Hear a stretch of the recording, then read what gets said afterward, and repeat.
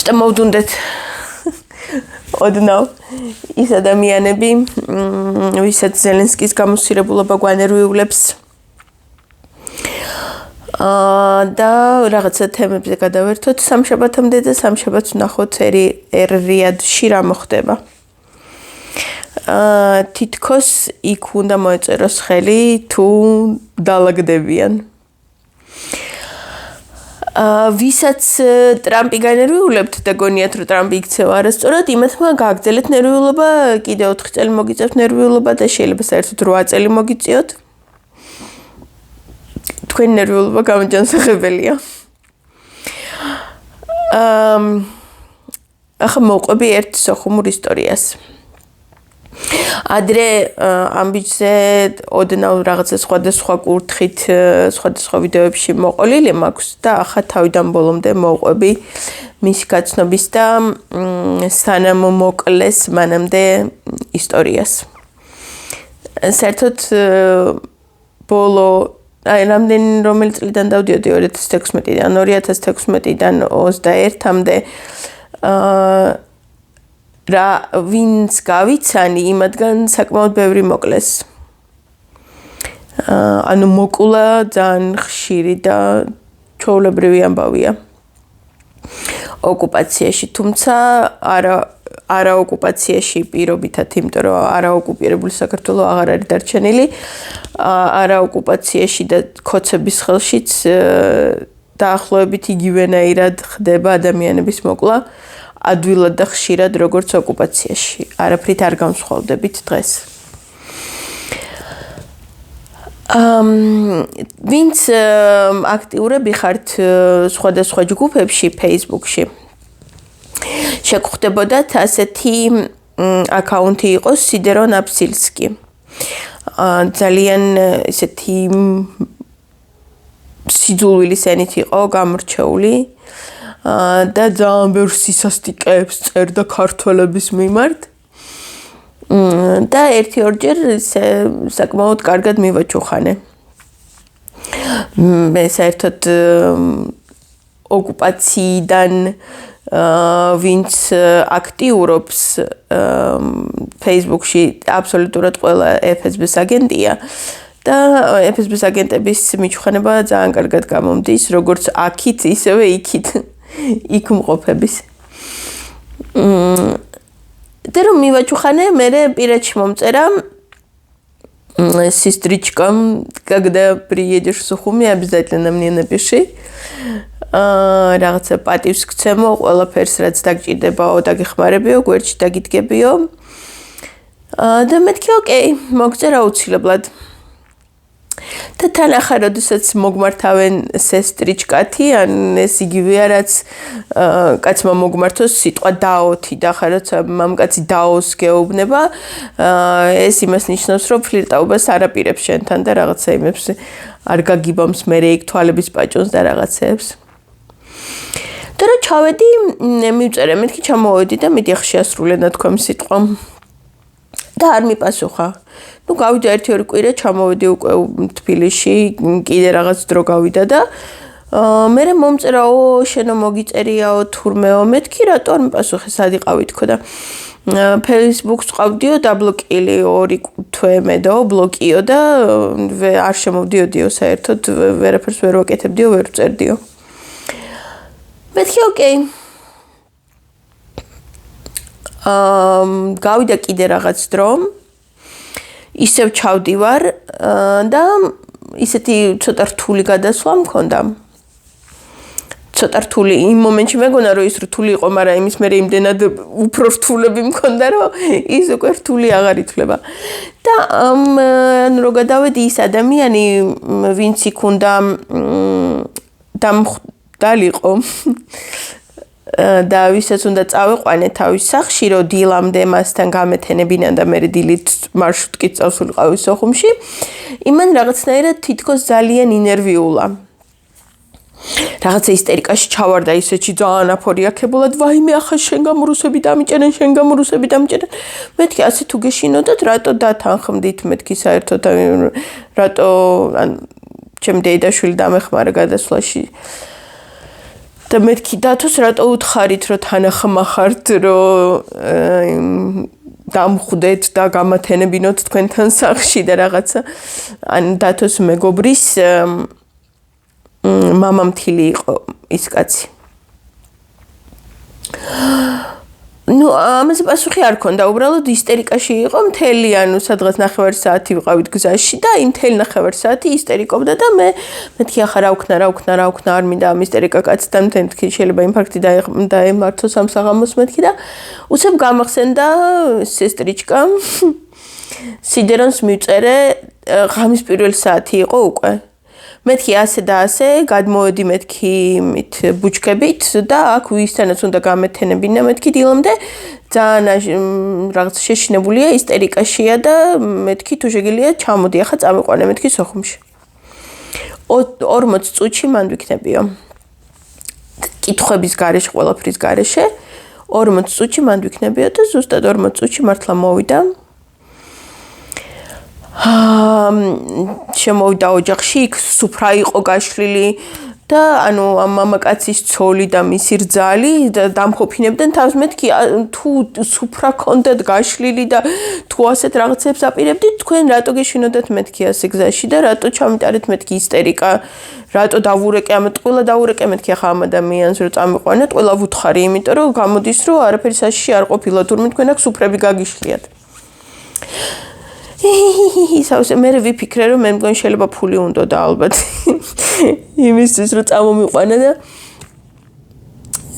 ვითომ მეგონა რომ ახლა თუ ძალიან ისტერიკებ და ფულს მივცემდი თუ რა ნუ მოკლედ ბოლომდე ვერ მივხვდი რატომ მოიქცა ასე და რომ მოვიდა სიდერონი მე ანუ სიდერონი არ ქვია რეალურად სულხო სახელი ქვია და მე ვეძახდი სიდს იმ სიდერონის შემოკლებულს სიდ მოვიდა სიდი რაღაცა იქ ერთი ჭიქა აწიეს გაიცნო ოჯახი რაღაცა დაილოცეს იმათმა თქვა სადღეგრძელო ამათმა თქვა სადღეგრძელო ფეხზე დგომით დალია ქართველების სადღეგრძელო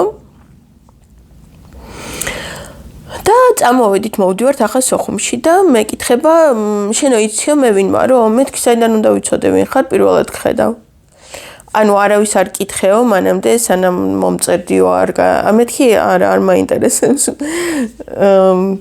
მეთქი მე შენზე თუ რამე და მაინტერესებს ეს ისევ შენ უნდა მომიყვე მეთქი მე ხვისი მოყოლილი შენზე არ მაინტერესებს ხო და თუ გაგიგიაო 2013 წელს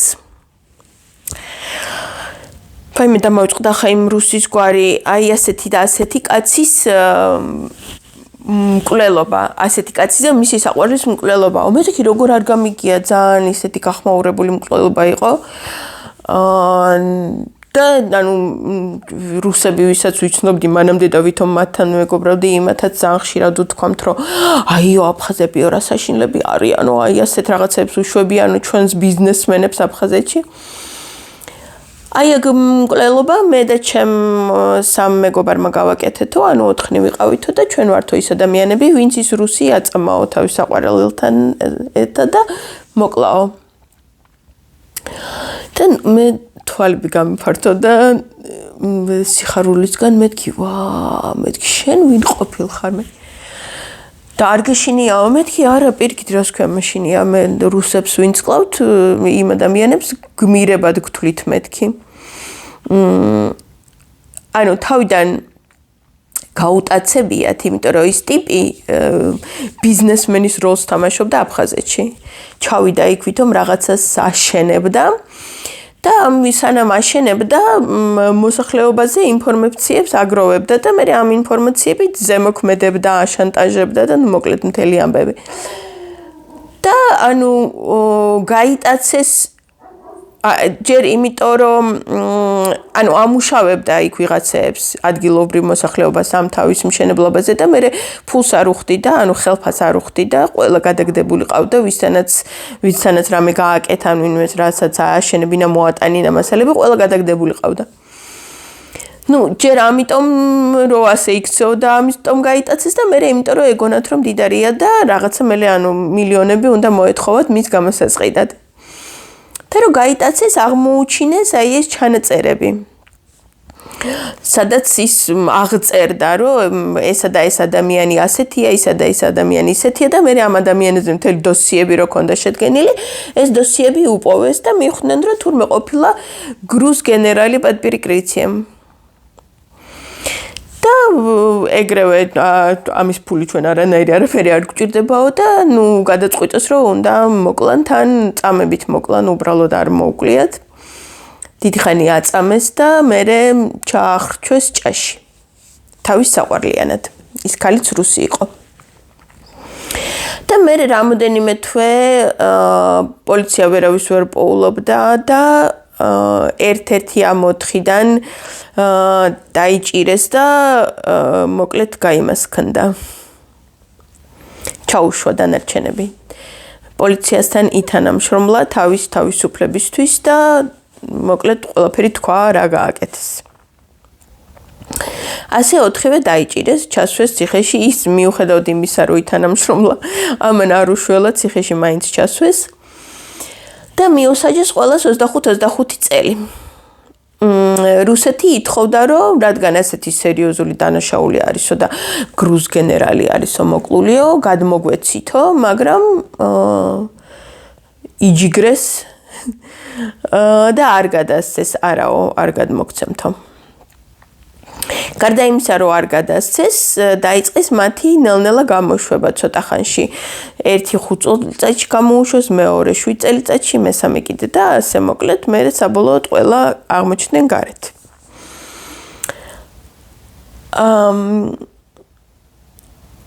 მიუხედავად იმისა, რომ აი ასე ძალიან სიძულვილის ენით წერდა ქართველებზე კომენტარებს და პოსტებს თავის Facebook-ზე. მე გამოვიტანე დასკვნა, რომ შესაძლებელია ეს ყოფილიყო მისი, ანუ FSB-სთან თანამშრომლობის ასეთი გზა. ან იმის საფასური, რომ რადგან გამოუშვეს, მე რაღაცა საზიზღრობები უნდა ეკეთებინა და ეს იყო მისთვის ასეთი პირობა წაყენებული, იმიტომ რომ სხვა ახსნა რატო აკეთებდა ამას, მე ჩემთვის ვერ ვიპოვე. იყო ჩვეულებრივად შეყვარებული ქართველებზე. აღმოჩნდა ძალიან იშვიათი გვარის მატარებელი ადამიანი, ანუ ერთი ოჯახია მარტო იმ გვარის დარჩენილი და 2 ძმანი იყვნენ. ახლა ერთი დარჩა. იმიტომ რომ ეს მოკლეს. დამიშელები იყვნენ, არც მამამის არ უომია, არც ამ ძმები პატარები იყვნენ. რაღაცა 12 და 15 წლის ომის დროს არ უომიათ. და მოკლედ რა, ჩვეულებრივი ოკუპაციაში ასეთ ადამიანებს პროქართველებს ეძახიან. მე ხა ჩვეულებრივად იქ რაღაცა ხან კაფეში დავჯდებოდით ერთხელ ხან რაღაცა ერთად და ერთხელ ასეთი სასაცილო სიტუაცია იყო. მე შევდივარ რესტორანში და ის ზის დიდ სუფრასთან რაღაცა რამოდენიმე ასეთ მაგიდაა შეერთებული და სუფრა აგაშლი და ვიღაცის დაბადების დღეა და იქ სხვებთან ერთად ზის და მე რო შევედი, ახლა რო დამინახა რო შევედი, წამოხდა უცებ მაგიდიდან და იმ მაგიდასთან ვინც ისხდნენ დანარჩენები. და გრუზინკა ანუ ვინც პირადად არ მიცნობს და ასე ჩემ გამარჯვების თქმა და გამოლაპარაკება ჩემთან არ შეუძლია, ის ასე შორიდან ძალიან ხშირად მესმის ხოლმე რომ ჩამოვილი ტაგრუზინკას მეძახიან. ხო და ეკითხებიან, а что её не боишься? მკვლელს რო თურმე ჩემი უნდა ეშინოდეს, ძალიან მესასაცილოა. ხო და ისო მეკითხება ახლა შენ როდის აპირებო უკან გადასვლასო, მეო შეიძლება წამოყვეო. მეთქი რა პონჩი უნდა წამომყვე და გეტყვიო მერეო. მოკლედ მომიყვა ასეთი ამბავი, რომ ციხიდან კი დააღწია თავი, მაგრამ ჯერ ერთი FSB აზის თავზე და FSB მოკლავს როდისმე, ან FSB თუ არ მოკლავს, ისედაც ვიღაცას ეს ისეთი ძალიან ქურდულ რომანტიული ისტორია, ოღონდ ქურდული რომანტიულობა მე ძალიან მეზიზღება, მერწყევინება ქურდულ რომანტიულობაზე და საერთოდ ქურდულ სამყაროზე. და ვიღაცას თურმე უნდოდა რომ ქურდად მოენათლათ და იმ ქურდმა რომელსაც უნდა მოენათლა დაუწაუყენა ასეთი პირობა აი იმას თუ მოკლავო მოგნათლავო ქურდად და შეუკვეთია თურმე ეს ჩემი სიდი ცალკე ისინი დამზდებენო ცალკე ესენი დამზდებენო ამიტომ დავდივარო მუდმივად ის ყავდა სულ დაცვა დაყავდა თან და რომელი და სად და როდის მომკლავსო არ ვიციო და ამიტომ მინდაო რომ ანუ მე ვერ დავაღწევო აქაურობას თავს მაგრამ ესეთი ის მაქვსო რაღაცა გეგმა ჩაფიქრებულიო რომ ორი შვილი ყავს გოგო რომ ანუ ქართული პასპორტი ავუღო ჩემს ოჯახსო და ესენი მაინც გავუშვაო სადმე რომ მე რო აქ მომკლავენო მე გაუჭირდებათო უჩემო ცხოვრებაო და მანუ გადმოვალო რომ პირადობა ავიღო თუ მომცემენო რა თქმა უნდა არ იყო დარწმუნებული რომ მიცემდნენ და მართალიც აღმოჩნდა ოკეი მეთქი და ნუ დადგა ახლა იქიდან წამოსვლის დღე არა ჯერ კიდე ერთი ისტორია ჩემი სასტუმროს წინ სადაც ცხოვრობდი რაღაცა უცებ ჩოჩქოლია ფანჯარასთან და გამოდივარ და ვხედავ მიწაზე აგდია მიმინო დიდი მიმინო იყო ასეთი თითქმის არწივის ხელა რომელსაც სრულიად მოტეხილი აქვს ცალი ფრთა ანუ საერთოდ არა აქვს ფრთა და აი ასე პატარა ოდნავ უჩანს მარტო ძვალი რომელზედაც ის ფრთა ქონდა სავარაუდო და ასე აგდია მიწაზე ძალიან შეშინებულია დასტრესილია ხალხი თავზე დასტრიალებს მე გამოვედი ახლა უცებ რომ ვინმე რამე არ უქნას არ დაუშავოს კიდე უარესად არ მოკლანან რამე და სასტრაფოდ მეთქი წავიყვანოთ ზოოპარკში ზოოპარკი არ არის სოხუმში აღმოჩნდა რომ თურმე სოხუმში ზოოპარკი არ არის მეთქი ოკეი მაშინ მე ამას წავიყვან თბილისის ზოოპარკში თბილისში როგორ წაიყვანო ასეთ დაჭრილსო მეთქი ეს მე ვიცი როგორ წავიყვან მეთქი ავიყვანე მოკლედ ეს არწივი ჩავსვი ყუთში არწივი კი არა და მიმინო და კიდე ერთი 4 დღე მქონდა იქ დასარჩენი და ის 4 დღე ჩემთან იყო სასტუმროს ნომერში იმ სასტუმროდან გამომაგდეს კიდე კინაღამ იმის გამო ისო აქაო ყველაფერს მოსკლინტავსო ახაო დაგვისვრისო აქაო რომ მეთქი არაფერს არ მოსკლინტავს მე ვარ პასუხისგებელი რომ ყველაფერი სუფთად დაგხვდებათ ისე როგორც იყო როცა შემოვედი მეთქი და ოკეიო და ნუ მოვდივარ ახლა თბილისში მომყავს ეს ფრთამოტეხილი მიმინო მომყავს სიდი რომელმაც პირადობა უნდა აიღოს და კიდე შევიარეთ ჩემს სოფელში ვარჩეში და წამოვიღე ქვიშა სანაპიროდან არა კიდე რაღაცა გამომჭა ანუ სანამ ქვიშას მოვხიკავდი სასაფლაოზე ბაბუა ჩემის სასაფლაოზე ავიღე მიწა სასაფლაოს მიწა რომ ყველა დანარჩენებს ვინც აქ ყავს ახლა დაგრძელული და ვინც უკვე დევნილობაში გარდაიცვალა მათ საფლავებს მოვაყარო ეს იქაური მიწა ხოდა მომაქ ეს სასაფლაოს მიწა ბევრია ერთი რა ვიცი მე 10 კილო იქნებოდა ალბათ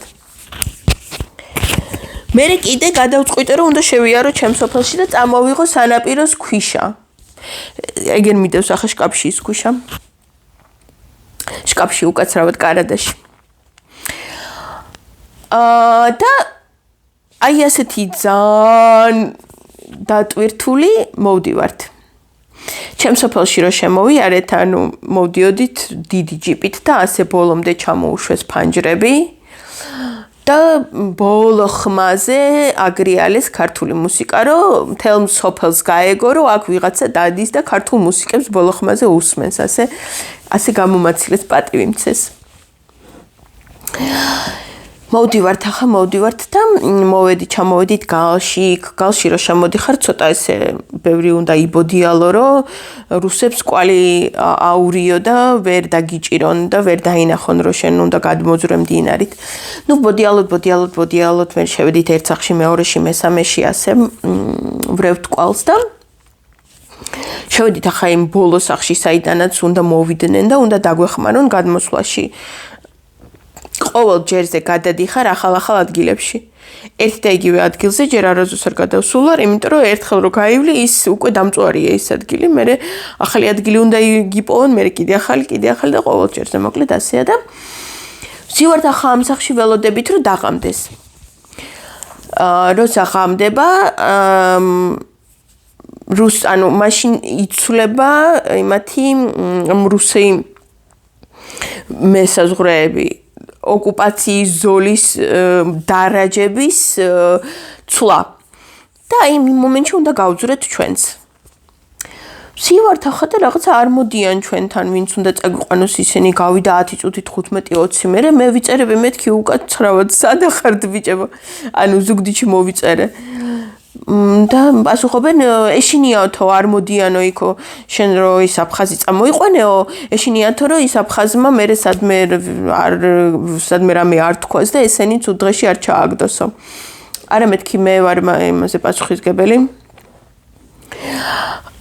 თავს დავდებ რომ არაფერს არასწორს არიზამს მეთქი თავს დავდებ რომ ძალიან სწორად მოიქცება და ყველაფერს წესიერად ანუ ჩამშვები და ბოროტი არ არის მეთქი კაიო შენ თუ ხარ რომ პასუხისგებელიო მაშინ რომ მოვდივართო.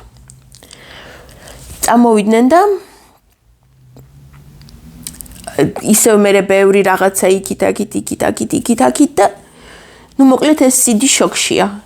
შოქშია იმის გამო რომ ხო გონია ახლა რომ აფხაზეთი თავისუფალი და დამოუკიდებელი ქვეყანაა და ანუ უნდა რომ გადავიდეს და ამ გადასვლაში ქართველები მტრებიან ეხმარებიან ისე როგორც საუკეთესო მეგობარს და ის რუსები რომელსაც ის ოფიციალურად პარტნიორებად ითვლებიან დაძდევენ და იჭერენ და რაღაცები და ძალიან გაკვირვებული იყო. ჯერ ერთი საერთოდ არ იცოდა რომ ასეთი სიტუაცია, არ იცოდა რომ თურმე საოკუპაციო ხაზზე რუსები დგანან და არა აფხაზები. არ იცოდა რომ ეს რუსები იქ ხალხს იჭერენ. არ იცოდა რომ არა მარტო ქართველებს იჭერენ, აფხაზებსაც იჭერენ. მოკლედ ყველაფერი არ იცოდა.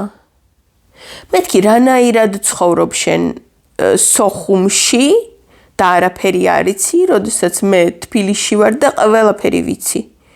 რანაირად ცხოვრობ აფხაზეთში თუ შენ აფხაზეთში ცხოვრობ და გალში რა ხდება ის არ იცი. რა ვიციო. მოკლედ. ძალიან გაკვირვებული იყო.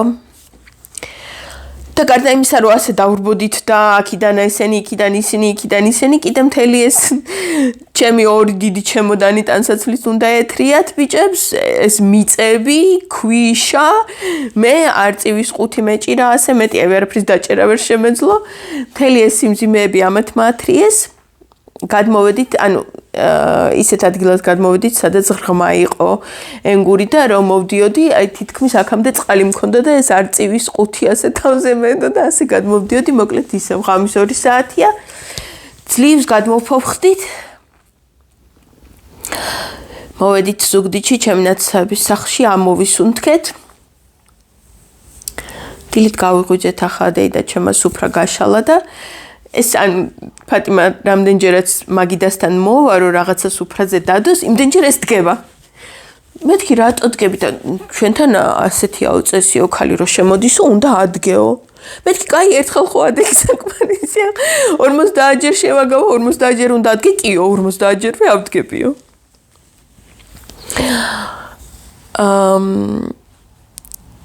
მე ჩამოვედით თბილისში აქ მე უკვე დედა ჩემმა გაშალა სუფრა და ძალიან შეწუხებული და მორიდებული იყო რომ მე ამას არ ვიმსახურებ მე ამდენ ყურადღებას თქვენგან არ ვიმსახურებ მეთქი დაწყნარდი გრუზ გენერალი ყავს მოკლული და თუ შეიძლება მე თვითონ გადავწყვეტ შენ რას იმსახურებ მეთქი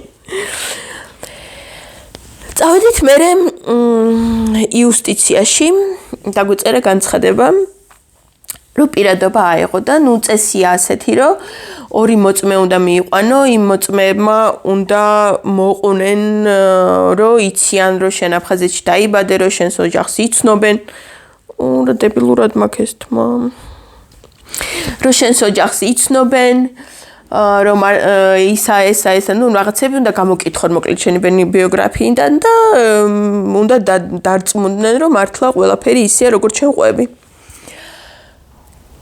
და შეგხვდა რაღაცა ზალი მე მგონი სპეციალურად ყავთ მანდ ისეთი ქალები.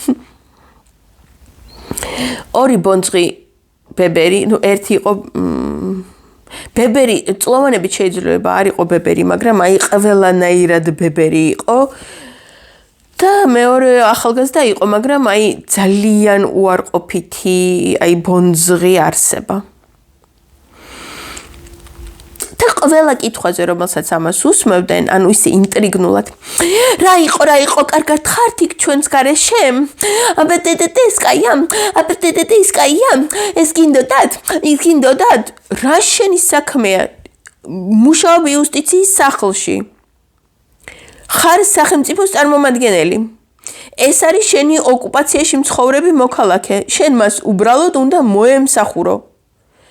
არა ხარ ვალდებული კი არა, აკრძალული გაქვს საერთოდ აი შენი რაღაცები, მაგრამ არ მგონია რომ ეს ანუ მათი პირადი ახირება იყო ასეთი მოქცევა, მე მგონი ამაზე დატრენინგებულები არიან, რომ ადამიანი გამოიყვანონ წყობიდან. მე გამოვედი წყობიდან და რამოდენიმეჯერ ძალიან უხეშად გავეცი პასუხი სიდის მაგივრად. სიდი იჯდა აქით მაწყნარებდა. დაწყნადი მე არ უბრაზდებიო მესმისო მაგათი ასეთ საქციელებიო შენო ნუ მოიშლიო ნერვებსო. და მისია გვარი ქონდა ხმაილ. და ეკითხებიან ახლა გვარი ხმაილ დაგიტოვოთ თუ ხმაილი დავამატოთო ბოლოშიო და კიო ხმაილი უფრო ქართულად ჟღერსო და იყოსო ხმაილიო. ესე ძალიან საყვარლობა იყო. ნუ გამოვედით მე იქიდან და პასუხი უარი უთხრეს, რა თქმა უნდა, ხოცები არ მისცემდნენ ადამიანს, რომელსაც რუსი გრუზ გენერალი ყავს მოკლული პირადობას, გამორიცხულია. ცდად მაინც ღირდა. და ნუ წავიდა მე დაბრუნდა სოხუმში. და 2022 წლის ეს იყო 21 წლის ზაფხული.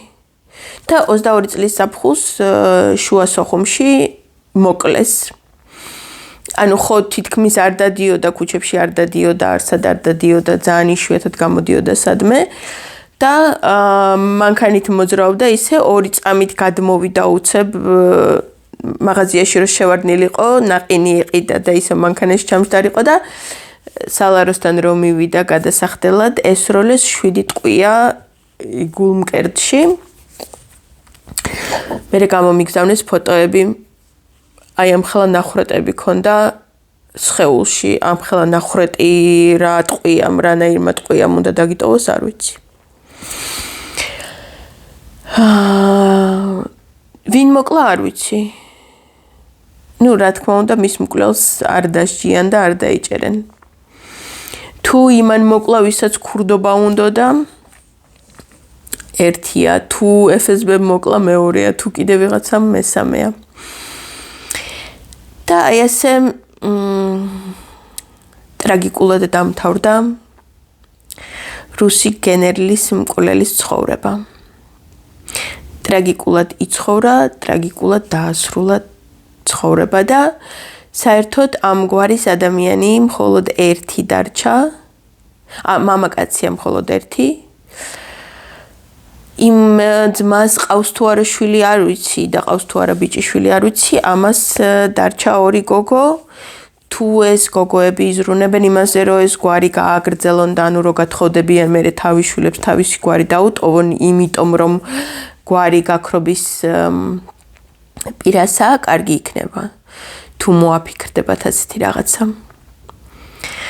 თუ არა და ძალიან სამწუხარო იქნება, იმიტომ რომ რამდენიც მივლია ამდენი წლის განმავლობაში ეს ადამიანი იყო ყველაზე კეთილშობილი, ვინც კი ოკუპაციაში შემხვედრია. ყველაზე კეთილშობილი. მიუხედავად იმაზე, რომ რუსეთზე გვიკამათია ხშირად და მე როგორ მტრადაც აღვიქვამ რუსეთს და როგორც მეზიზღება რუსეთი, ისე მას არ ეზიზღება იმდენად, არ ეზიზღებოდა ამაზე ბევრი გვიკამათია. მიუხედავად ამისა, მაინც მეორე ამდენად კეთილშობილი და ღირსეული მე იქ ჯერჯერობით არავინ არ გამიცნია. და ვინც იქაურებს მით უმეტეს ისეთებს, ვისაც არ აქვს რუსული პასპორტი, ამას არ ქონია არასდროს რუსული პასპორტი. ვისაც არ აქვს რუსული პასპორტი და ვისაც მით უმეტეს ასეთი რაღაცებია გაკეთებული, რომ რუსები ყავს მოკლული, აქ ჩვენი ქოცები რო აწამებენ კიდეზეთ. მაგ ქოცებს დამართნოდეთ 1000-ჯერ უარესი. თავის მოდგმიანა. და როგორც იმ კაცის გვარია მანდ გაქრობის ადგილას, ისე გაუქრეთ ქოცებს გვარი, ჯიში და ჯილაგი. საქართველო იქნება დეოკუპირებული და ყველას, ვისაც ოკუპაციაში ძალიან ბევრნი არიან, ძალიან ბევრნი უმეტესობა დეოკუპაციას ელოდება, ისეთი გამწარებული, რომ ჩვენზე გამწარებულები არიან და ჩვენზე ძალიან უნდა დეოკუპაცია რომ მოხდეს. ყველა ამ ხალხს გაუმარჯოს. და კიდე ცოტა მოთმინება ჩვენ ამას აუცილებლად ვიზამთ. საქართველო იქნება დეოკუპირებული. მომავალ შეხვედრამდე.